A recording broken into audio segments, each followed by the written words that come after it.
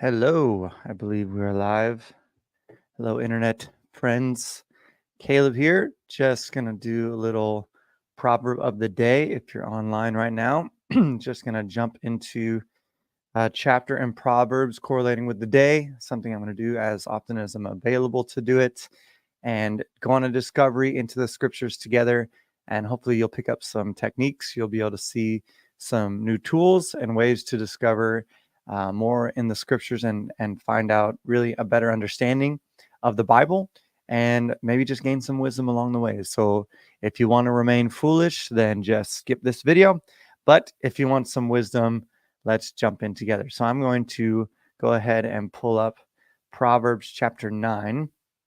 And this is an amazing passage, but I have just this one verse. I've done no prep really. I'm just right in front of you on live, jumping into Proverbs chapter 9 here, live stream. And this is the verse that really jumped out at me this morning. The fear of the Lord. We know this one. If you've studied Proverbs, you've heard this verse before, but it's Proverbs 9:10. The fear of the Lord is the beginning of wisdom, and the knowledge of the Holy One is insight. The fear of the Lord is the beginning of wisdom. And the knowledge of the Holy One is insight. An amazing verse. I think it's been widely misunderstood. I think there's a lot of opinions on what the fear of the Lord is. I've heard a lot of people recently saying we need the fear of the Lord back in the church, and I completely agree. However, I think we misunderstood that. And then this idea of beginning of wisdom, that wisdom starts with this fear.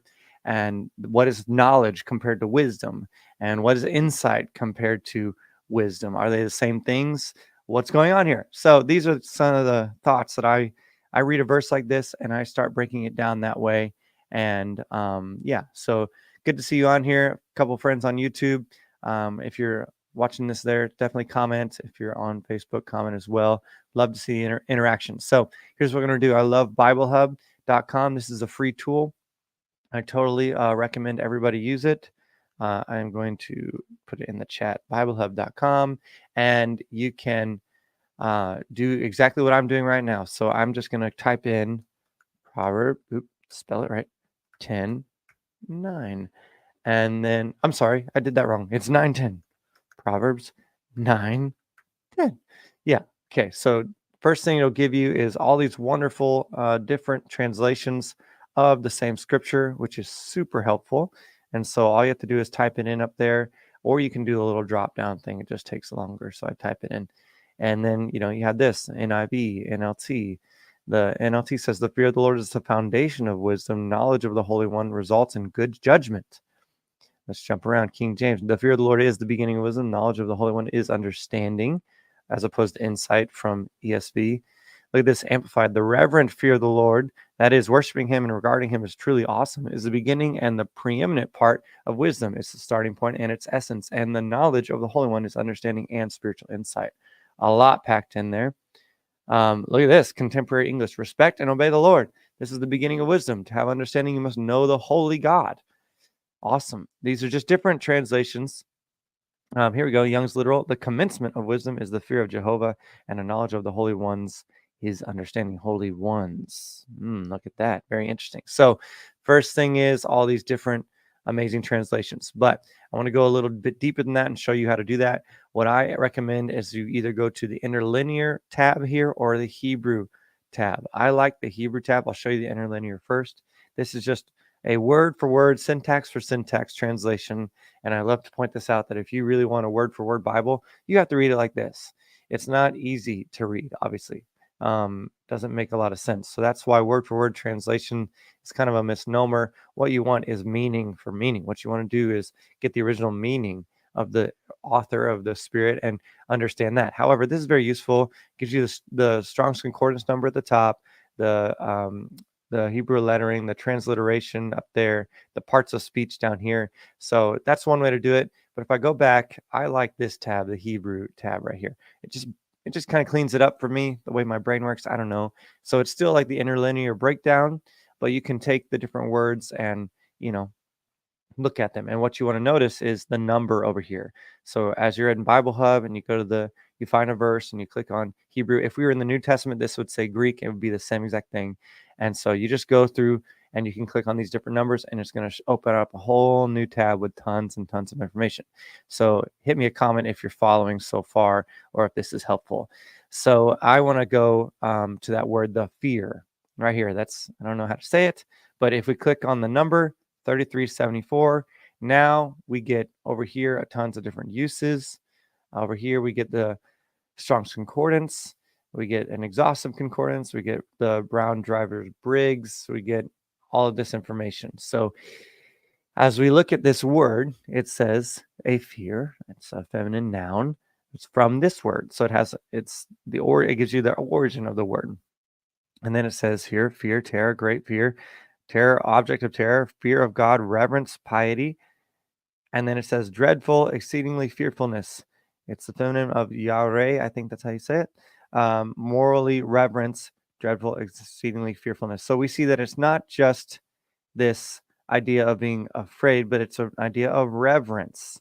It's great fear. It's a full of awe idea. And so over here, before we jump to another page, but you can see that it says, surely there is no fear of God in this place. That's in Genesis 20, Exodus 20. These are different uses, right? Deuteronomy 2:25, 2 Samuel 23:3. And the concept here being that the fear of the Lord is how he is. Here's some different uses of it. Awesome, extremely awesome, fearing, reverence, 5 times NASB. So what I like to do from here is either jump into all of these little different uses and read the different context of them, or whenever there's a word origin, I like to click on that. So the origin of this word is this word. It gives you a little bit more of an understanding. So this is affright. Definition is to fear, to be afraid of. There's a lot of uses of this, you know. So you can see that there's just a deep dive here if you want to go through there. I'm not going to go through everything because I don't have all that time today. But to make afraid, dreadful, put in fear, reverence, terrible act, to revere, cause, frighten. Yeah. So knowing this, understanding that the fear of the Lord is this huge concept, fear of God. It's this reverence and full of awe concept, so that we are not just like, oh, hey God, and God is our friend. God is our everything, our older brother, our God is called the lover of our souls, all these things. And yet he is so awful that we are to not be terrified of him, but to have a terrible reverence. And God is closer than your very breath. He's he's near to the brokenhearted. He's not here to terrify us, and yet he is so awful. He's not just awesome, he's awful. That this is where we begin to find wisdom, is when we are in awe of God, when we have reverence for God, it's not that he's terrifying us into finding wisdom. That wouldn't make sense. That would make us shrink back. But he's actually in his awfulness pulling us into greater reverence and inviting us into deep places. So that's what I believe this verse is communicating, that the awe of God, the extreme magnitude of God, that he's massively, he's intimidating, especially if you're doing wrong things like that. He's a pure, holy fire, right? That fear, the awe and reverence of God, which I really like this breakdown, the Amplified, the reverent fear of the Lord, worshiping him and regarding him as truly awesome. Worshiping him and regarding him as truly awesome. I think that's perfect. Is the beginning and preeminent part of wisdom. So let's go back to that. So let's look at that word, beginning. I hope this is helpful to you. Maybe you are getting something out of this. Let me know in the comments. This is the beginning. Tekilah. I don't know if I'm saying that right. So if you look a little bit through here, it's from another word, but it's the sense of opening, a commencement. That's where that translation gets that, the commencement, the original. So the original way, the commencement, the preeminent place of wisdom is being full of awe before God. And then here's some, had been at the beginning. These are different uses. Before the beginning, first time, up first, shall go up first, in the beginning, at first. So this is the first place. This is how you start.